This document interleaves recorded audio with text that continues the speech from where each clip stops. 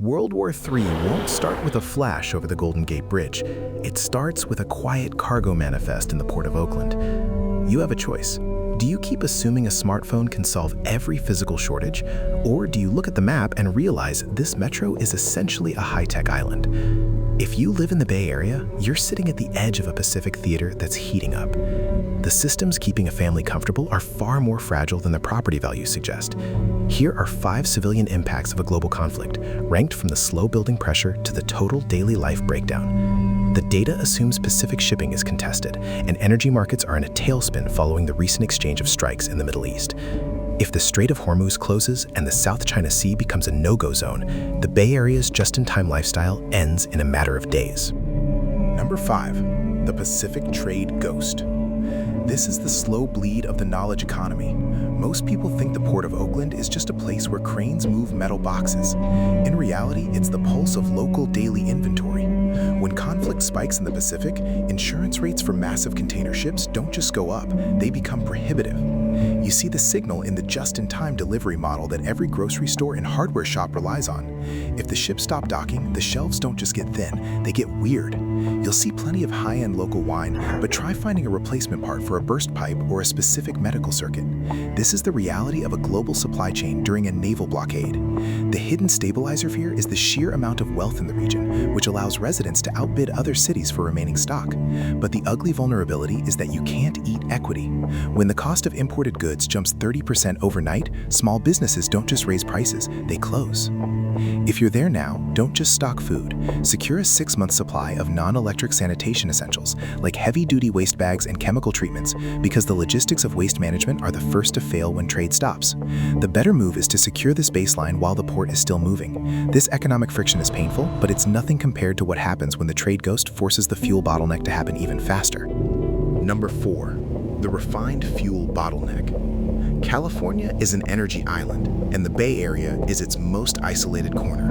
You might see the refineries in Richmond or Martinez and think you're set, but those facilities are heavily dependent on specific grades of crude oil that often come from overseas. Look at the pipeline layout. Unlike the East Coast, there are no major interstate pipelines bringing refined gasoline from the Gulf to California. People there produce what they have, or they bring it in by ship.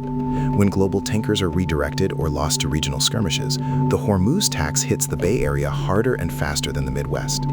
The proof is in the sound of dry pump handles clicking at the station and the heavy, stagnant smell of idling traffic that isn't moving because the fuel price just doubled.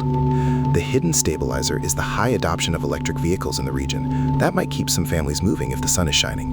However, the ugly vulnerability is that heavy equipment and food delivery trucks don't run on lithium. If diesel hits $10 a gallon because of a naval blockade, the logistics of the bay grind to a halt. Don't fall for the trap of thinking a full tank of gas is enough. The better play is to have a bike or a lightweight transport option that doesn't rely on a global supply chain just to get to the store. This fuel pressure eventually bleeds into the invisible systems that keep devices humming. Number 3. Digital latency and power load.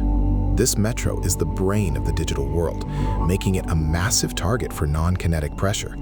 You're used to perfect reliability, but in a global conflict, the grid and the fiber networks are the first things to feel the heat. Most residents assume the cloud is ethereal. In truth, it's thousands of miles of undersea cables and massive data centers in Santa Clara that suck up enormous amounts of electricity. You see the proof in the cooling requirements of those centers. If the regional grid is stressed because of fuel shortages or a lack of hydropower from the mountains, the state starts making hard choices about who gets the juice. The hidden stabilizer is the concentration of local engineering talent that can keep localized microgrids running. But the ugly vulnerability is the sheer density of the population. When the automated valves and smart meters start to fail, it's not just that you can't stream a movie. It's that the payment systems at the grocery store and the GPS-guided logistics all start to stutter.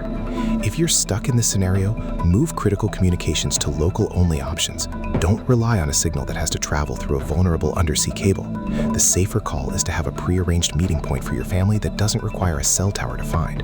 While the digital world flickers, a much older and more vital system is quietly reaching its limit. Number 2. The Hetch Hetchy water spine. This is the most critical physical vulnerability in the region. Most of San Francisco and the peninsula get their water from the Hetch Hetchy Reservoir in Yosemite, delivered through a 160-mile gravity-fed system. The proof is in the physics. It's a brilliant piece of engineering from a century ago, but it's a single point of failure. If that mountain spine is compromised by physical sabotage or a cyber attack on the sluice gates, the water doesn't just get rationed, it stops. The hidden stabilizer is the series of local reservoirs, like Crystal Springs, which can hold a few months of emergency supply. The ugly vulnerability is the last mile delivery. Without the pressure from the mountain source, local pumps have to do all the work. Those pumps need electricity. If the power and fuel systems are already failing, your water pressure follows them into the ground. A city without water is a city that people flee within 72 hours. The better move is to treat every gallon you currently have as a strategic asset. Don't wait for a boil water notice to fill your storage containers. This water dependency is the ultimate limit on how long the bay can hold its breath. But there is one breakdown that makes all the others impossible to manage. Number 1. Corridor paralysis.